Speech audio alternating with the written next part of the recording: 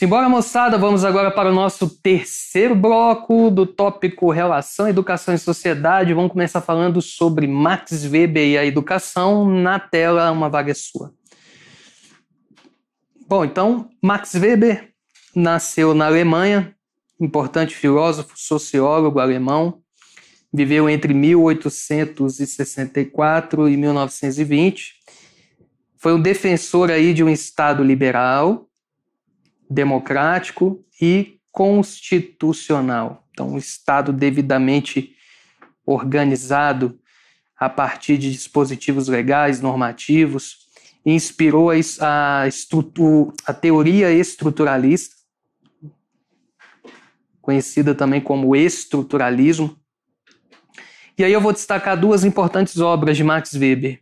A primeira delas, Economia e Sociedade, e a segunda, A Ética Protestante e o Espírito do Capitalismo. Então eu começo aqui trazendo um importante tópico da teoria weberiana, que é a ação social. Então a ação social, segundo Weber, consiste no principal objeto de estudo da sociologia. Então a ação social, ela perpassa qualquer ação que possua um sentido e uma finalidade determinados por seu autor. Então, um sentido possua uma logicidade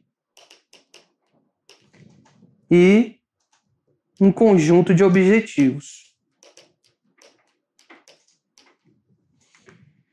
Então, a ação social, ela não é apenas a estrutura das instituições ou a situação econômica do sujeito que motivaria suas ações. Weber acreditava que os indivíduos dispunham de liberdade para agir e modificar a sua realidade. Então, aquela premissa de que o homem é produto do meio, é moldado, se constituindo, corta aqui para mim, como um produto do meio, segundo a lógica durkheimiana, Weber ele se contrapõe um pouco a essa ideia e vai dizer, olha, cada indivíduo tem uma certa autonomia e também, por consequência, uma certa liberdade, até para fugir um pouco dessa lógica aí de modelagem de comportamentos apontada pela escola funcionalista. Então, aqui na tela. E aí o Weber também falava das instituições sociais e a importância das instituições na organização e na regulação da cultura, da economia, da política social. Então, as instituições sociais são aquelas organizações existentes na sociedade que têm como objetivo educar o indivíduo para a vida social. Então, são as instituições sociais que regulam as ações sociais, que dizem o que ou não ser feito. Então, dentre as instituições sociais, nós podemos destacar aqui, as escolas. Então, de certo modo, as escolas também colaboram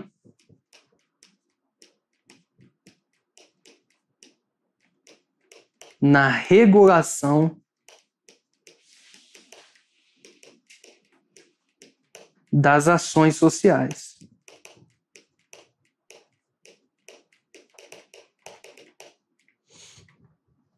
E aí o Weber ele vai destacar 3 formas legítimas de dominação. E aqui eu chamo a atenção que talvez seja o ponto-chave de cobrança em prova. Quando a gente faz essa associação da teoria weberiana com a educação de maneira ampla. Então aí ele vai subdividir a educação enquanto 3 formas de dominação. Por que educação e dominação, Leandro? Vamos aqui na tela.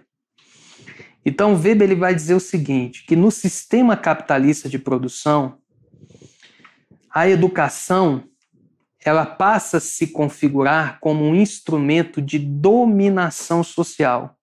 E essa lógica de dominação, ela pode ser estabelecida a partir de 3 esferas: a legal, a tradicional e a carismática. Então é muito comum em prova eles perguntarem quais são essas 3 formas de dominação, e também é muito comum eles associarem características a cada uma dessas formas legítimas de dominação.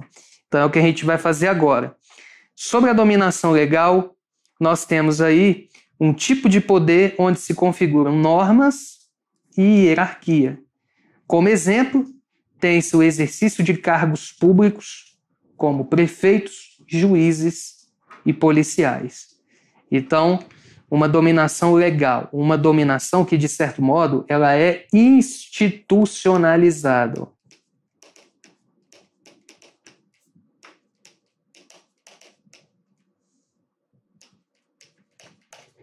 Então, servidores públicos, como juízes, policiais, cargos públicos, como prefeitos, vereadores, deputados e tal, então exercem, de certo modo, uma dominação legal junto à sociedade. Temos uma segunda forma legítima, que é a tradicional. Então, na tradicional, temos a predominância de características patriarcais baseadas na tradição, se sustenta nos costumes, típico, por exemplo, na relação entre senhores e servos. Então, uma relação que era bastante evidenciada durante a Idade Média, em especial durante o empreendimento do modelo feudalista, então o feudalismo. A relação estabelecida entre pais e filhos também, de certo modo, consiste aí numa espécie de dominação tradicional. E, por fim, a carismática, típica de lideranças populares, religiosas, etc. Então, aqui, há seguidores, devoção e respeito, quase que uma adoração, né, pela pessoa em si. Não pelo cargo, quase que uma adoração não, às vezes, né, gera também uma certa adoração. Não pelo cargo ocupado, nem por alguma tradição que possa ampará-lo. Então, ou seja, não se configurando nem numa forma legal, muito menos numa forma tradicional de dominação. Então, como exemplo, as lideranças populares, que independentemente de cargos ou dinheiro, são considerados autoridades e respeitados como tais. Então, líderes religiosos, políticos e artistas podem se valer do carisma como fonte de poder.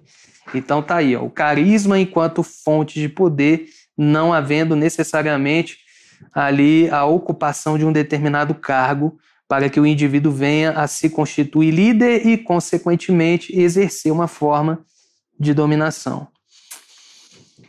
Sobre a burocracia e a questão da racionalidade burocrática, que é um outro conceito também muito importante em prova. Então, a burocracia ela tem a função de organizar racionalmente um espaço, um grupo, uma sociedade e até mesmo o Estado.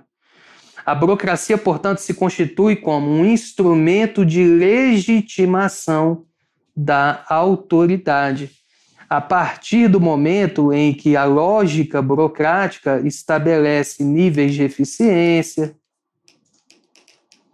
de racionalidade, de controle, de rigidez nos processos de trabalho, a própria hierarquização. Então, vou colocar aqui a hierarquia.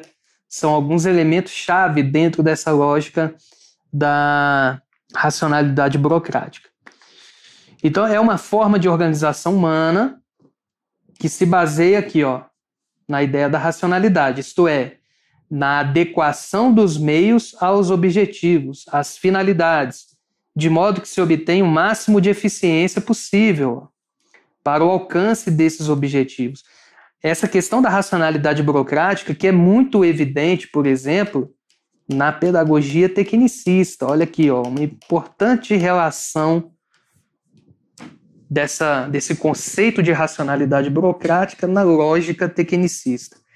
E aí é o seguinte, dando sequência, a racionalização consiste no desenvolvimento da ciência, da tecnologia moderna e também da própria burocracia. Por isso que não dá para a gente dissociar o termo racionalidade de burocracia. Então, a burocracia organiza a vida econômica e social de acordo com os princípios de eficiência e na base do próprio conhecimento técnico. Então, na racionalidade burocrática, temos elementos como a divisão racional do trabalho. Então, aquela perspectiva de manda quem pode, obedece quem tem juízo. E aí o próprio Frederick Taylor,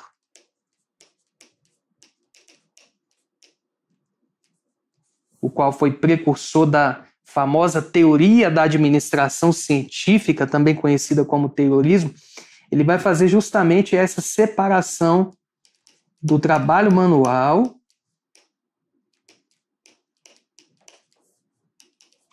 do trabalho intelectual.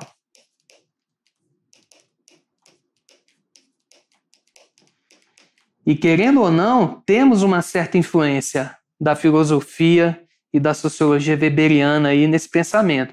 Então, essa separação do trabalho manual do trabalho intelectual. A exigência de especialização da mão de obra. E, é claro, a educação ela tem um papel preponderante nessa busca de uma maior especialização.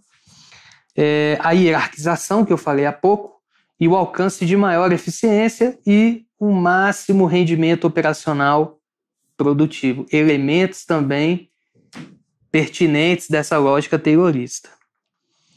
E aí agora a gente vai fazer de maneira mais efetiva a relação entre a teoria weberiana e a educação. Então, para Weber, a educação consiste num instrumento de preparação para o exercício futuro de atividades funcionais. Então, ou seja, preparar o indivíduo para o desempenho de papéis adultos. Então, fundamentada na racionalidade, na submissão à lei, na preparação de indivíduos para gerenciar as atividades burocráticas do Estado. Então, a educação consiste num instrumento na seleção social por proporcionar o sucesso do indivíduo.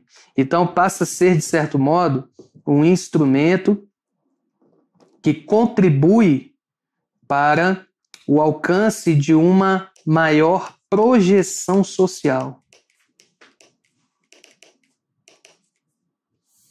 Além do que Weber considerou como uma busca de riqueza. Então, a educação ela é um instrumento necessário para um processo amplo de socialização. Em Weber, existe um conceito amplo de educação que vai englobar a educação religiosa, a educação familiar, a educação carismática, a educação filosófica, literária, política e a educação especializada. Então, ou seja, o próprio Weber ele foi um dos precursores da ideia de que a educação se manifesta em diferentes ambientes, em diferentes espaços, não somente na escola, o que, de certo modo, também garante a ela um conjunto mais amplo de especificidades, dependendo do contexto em que a educação se manifesta. Tá bom? Então, vamos destacar isso aqui. Então, a educação manifesta-se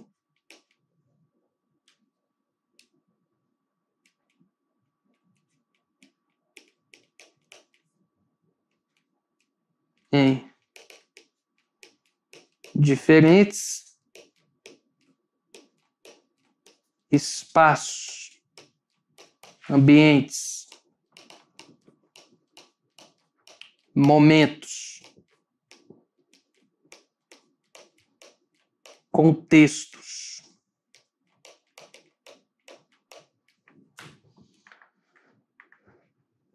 Então, reforçando, a educação para Weber, um instrumento que propicia ao homem a preparação necessária para o exercício de atividades funcionais, adequando às exigências das mudanças ocasionadas pela racionalização que o homem irá se deparar socialmente, já que gradativamente nós temos aí uma variação no que tange o desenvolvimento da tecnologia, da ciência, do próprio conhecimento de modo geral, e isso requer uma maior adaptação e especialização dos indivíduos para o desempenho ou exercício de atividades funcionais. Então, na medida em que a sociedade se racionaliza historicamente, não é mais a preparação para que o indivíduo compreenda o seu papel no conjunto harmônico do contexto social. E nem é vista como um meio de libertação. Torna-se o meio determinante de estratificação social, ou seja, uma forma distinta onde busca-se obter privilégios sociais. Então, a educação passa a ser um elemento de busca de privilégios, de ascensão social. Essa é a grande questão. Então, Weber, gradativamente, ele vai se desiludindo. Então, a desilusão é um elemento chave de prova também em questões que costumam cobrar aí a teoria de Weber. Então, a desilusão sobre o capitalismo, a desilusão sobre a educação.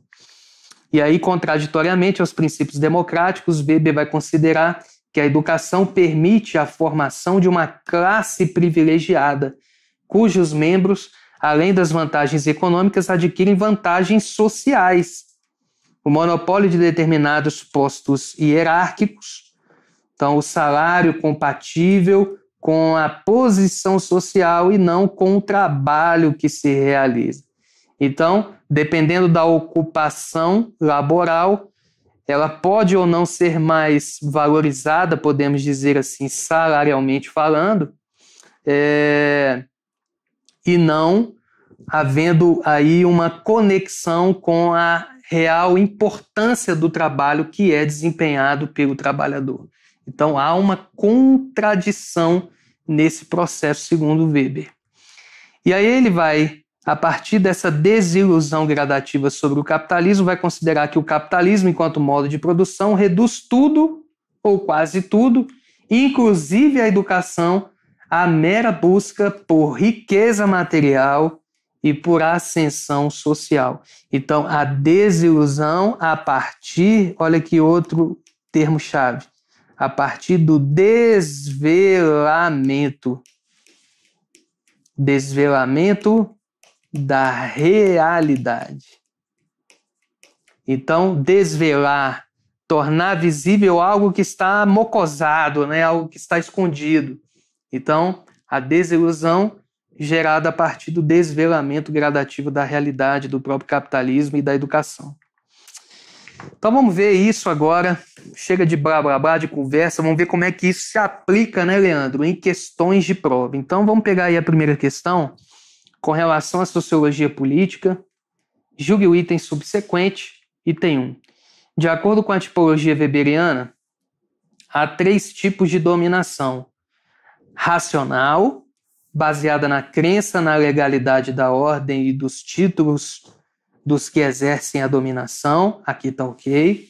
A tradicional, fundamentada na crença na legitimidade das tradições, então olha as tradições aqui, beleza. E carismática, baseada no devotamento, fora do cotidiano e justificado pelo caráter sagrado ou pela força heróica de uma pessoa. Tudo corretinho, nenhum pega, item 1 correto. Bora na questão 2. De acordo com a perspectiva da relação entre educação e sociedade na prática escolar, julgue as afirmativas abaixo, item 1. Segundo Max Weber, a racionalidade burocrática permite aos sujeitos escolarizados não somente o entendimento dos mecanismos de funcionamento do sistema escolar, mas também, olha aqui, ó, o desvelamento da sua ideologia. Então, gradativamente, Max Weber desvela o funcionamento do capitalismo, do próprio sistema escolar e como que isso, de certo modo, implica na estratificação social, nessa lógica meio que desigual, antagônica, né, entre as distintas classes sociais, etc, etc. Então, a educação enquanto um instrumento de busca de privilégios. Item 1 correto. Bora aqui no item 2. Segundo Weber, há 3 tipos de educação que correspondem a 3 tipos de dominação. A educação carismática, ok, a educação legal, beleza, e a tradicional, perfeito, certinho também o item 2. Item 3. Na concepção de Durkheim e de Weber, o Estado exerce algum tipo de dominação sobre o indivíduo? Sim ou não? Sim. Então, Weber destaca a ação social. Então, o Estado regulador da ação social. Enquanto que na concepção de Weber, o Estado, de certo modo, ele é responsável por moldar. Então, ele molda os indivíduos para viverem harmonicamente